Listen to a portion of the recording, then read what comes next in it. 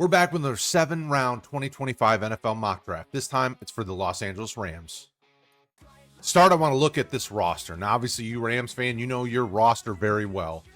What I see here is a team that could use potentially some startable offensive linemen on the outside, your tackles. Interior could use some depth, but Bo Limmer's come on pretty well. This team, as the season's gone on, the offensive line has gotten better. They're doing better protecting Matthew Stafford. I think they could use another receiver for depth, potentially as a starter in the future. Obviously, Puka's young. Cooper Kupp's not, though. He's not getting any younger, and injuries have been a concern at times. Whittington and Atwell have had their times to shine. Johnson's done well. Robinson's done well, but I don't know that any of these guys are your future, number one, number two receiver on this roster. Running back is a pretty solid position right now. They've got two good running backs and Kyron Williams and Blake Corum, but could they add a third? Maybe. Ronnie Rivers has done okay for them, and they seem to like Schrader as well, but those are guys that, could be replaced depending on how the draft falls out. And running back in this draft class is pretty solid. It's a good position group. Maybe not the high-end talent we've seen in some previous years, but some really solid players, from start to finish. Tight end, they could use some help there. I know Davis Allen is a guy that I think has potential long-term, but maybe not be the number one, but be a solid piece in the rotation. And Tyler Higbee's not getting any younger, so you've got that. They spent a lot on the draft on the defensive side in the draft last year when they got Fisk and Verse, and those are two really nice young pieces. But could they add some interior help? Maybe. Could they add some linebacker help? For sure.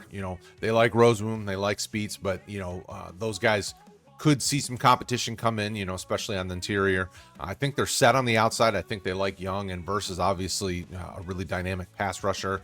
And then corners. I think they could use probably one or two corners in this draft class and maybe even some safety depth that could develop long term. But, I think they like their secondary, but I think they could use some competition there. And then when you look at what's on IR, nothing insanely strong in terms of starters. Reeder, I think, is a guy that they like and is intrigued by. Hampton has potential. Kendrick has potential, but these are, just pieces, maybe not starters.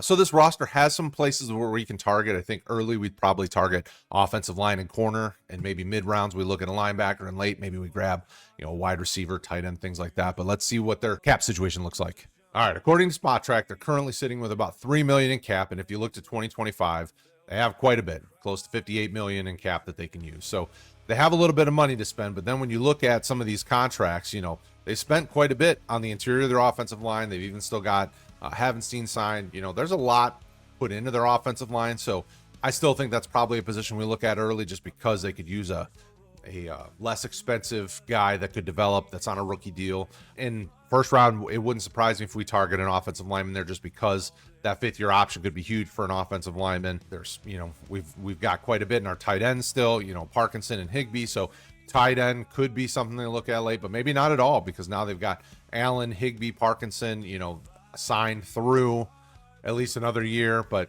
again, that could lead us to look later rounds. So there's a few positions here that I thought about, we probably could be looking at. We've got some defensive linemen that are still under contract for a couple of years, but if you look over here on the right hand side, a lot of these deals are going to start coming up in the next year or two. So we could look at BPA in a lot of positions, and it wouldn't surprise me.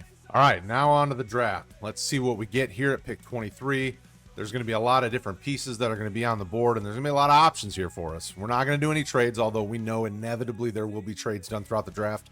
And we know the Rams aren't afraid to trade, so they could certainly be a person target. It's interesting how the board's fallen out. We've still got, Kenneth Grant, I fully expect to be gone before now. He's an elite defensive line prospect. Tyler Warren is arguably the top tight end in some minds. I still think Colson Loveland is number one in the class, but it's 1A, 1B. I think both provide a lot for a team. Ursary, we've got a couple tackles, and we've got the one that I would love for them. So Josh Simmons from Ohio State is going to be my pick here at 23.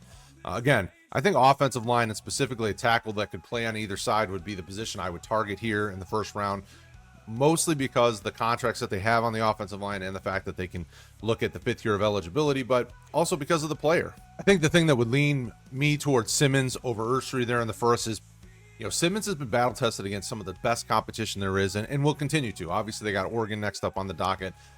This is a player that's played against the best, but he's big, physical, has long arms, is pretty explosive for his size. I think what he could do for that offense would be huge, which would cause me to lean him. But what do you think? Are you leaning someone other than Simmons in the first round? Who would you target if you're picking there at 23 for the Rams? All right, back on the clock at pick 85. We've got a few different pieces here to look at. You know, we've got some linebackers, we've got some corners, we've got some more secondary help. I think corner is going to be my target here, but I do like Danny Stutzman, the linebacker from Oklahoma, quite a bit. There are quite a few. I mean, we could still target another offensive lineman if we wanted. Kyron Lacey from LSU as a receiver, I think, would fit the part really well as a LA Rams type of receiver. Big, kind of have the big wingspan, big play threat, but maybe isn't necessarily one of those guys that you expect to light up the 40, but I like him quite a bit. If you want to look at quarterback of the future, Jackson Dart's still there. I mean, there's quite a few pieces here. Even if you want to target running back, there's some options there. So this pick here, I want to grab somebody I think is going to start sooner rather than later for me. So I think I'm going to look towards a corner. Yeah, I'm going to look towards a corner, but I'm going to target. Oh, I really like Strong, but I really like Porter too. All right, we're taking Darian Porter here from Iowa State. You know, Porter being a guy who's 6'4", probably going to run in the low 4.4s, maybe even high 4.3s. I think really the only knock people will have, which could cause him to slip down into the third round, would be just the lack of starts, right? Like he just hasn't started nearly as much as some of the other guys that are going to be in this range. But I really like the tool set and the potential for this player.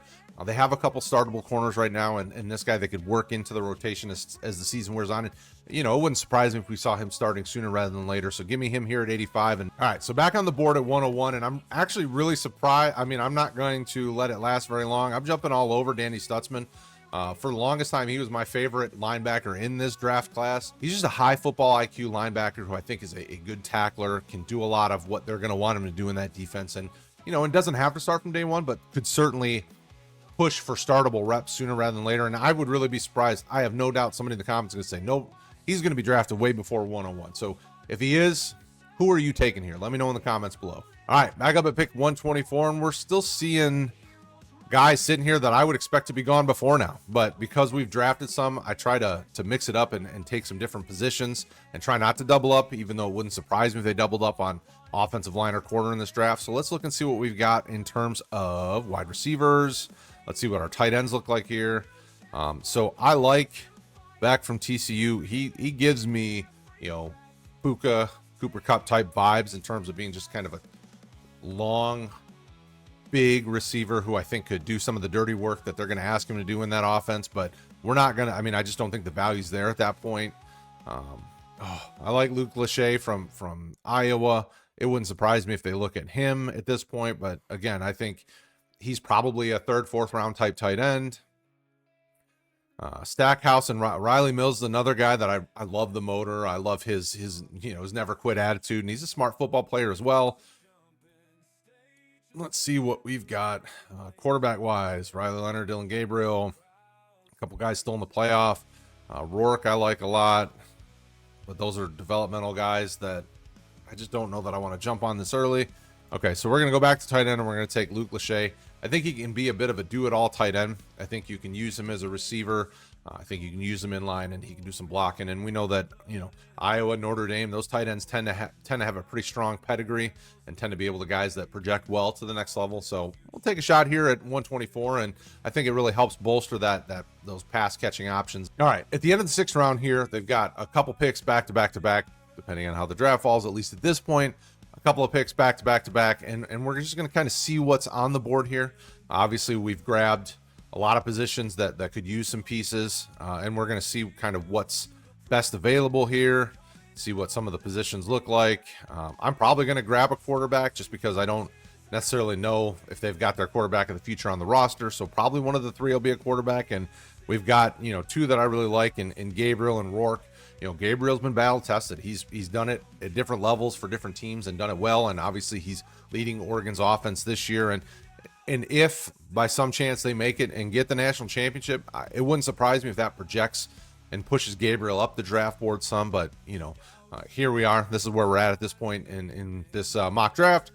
Let's see what we got at wide receiver. So we've got, you know, we're gonna do it. We're gonna take Beck because I really like him. He gives me the type of vibes of a receiver in this Rams offense. think he's a solid route runner. I think he's got solid hands. I think he can kind of do it all. He's a big, got a big wingspan. Gives them that type of receiver that they could use. We're going to draft Dylan Gabriel because I think they need to find their quarterback of the future. I think Stafford can play for a few more years if he wants to, just because of how smart he is, and that arm is still as live as it ever's been. And if they fix the offensive line and continue to improve it, then they don't have to worry about having him move around a lot, and he can pick when and where he decides to run. And then let's just see kind of what's sitting here. I'm just going to take a player that I love late, somebody that I think is got a potential to kind of make an impact. And we're going to do David Bailey, edge from Stanford. The thing I love about David Bailey is he's a guy that at 6'3", he could stand up and be an edge rusher as a linebacker, or they could try to put him hand in the dirt, and I think he could be productive either way. He's made Bruce Feldman's list, so we know that the athletic profile is there. And he's produced pretty well throughout his collegiate career. I think, he projects as somebody who you could bring in as a developmental edge rusher later in the draft, 5th, 6th, 7th round, and be a guy that could give you meaningful snaps down the road. So why not take him here and let him develop with some other really strong edge rushers and Burst and Young and some of these guys. So it gives you a nice piece, and you can never have too many edge rushers or offensive linemen. Important thing is hitting the quarterback and protecting the quarterback. So this is what we're looking at with our draft class. So we've got Josh Simmons. We got you an offensive tackle. We got you a corner. We got you a linebacker, a tight end, a wide receiver, quarterback, and an edge rusher. Let me know in the comments below, Rams fans. What do you think about this draft? Would you be happy with it? Would this help your team get the Super Bowl next year? We'll see you later.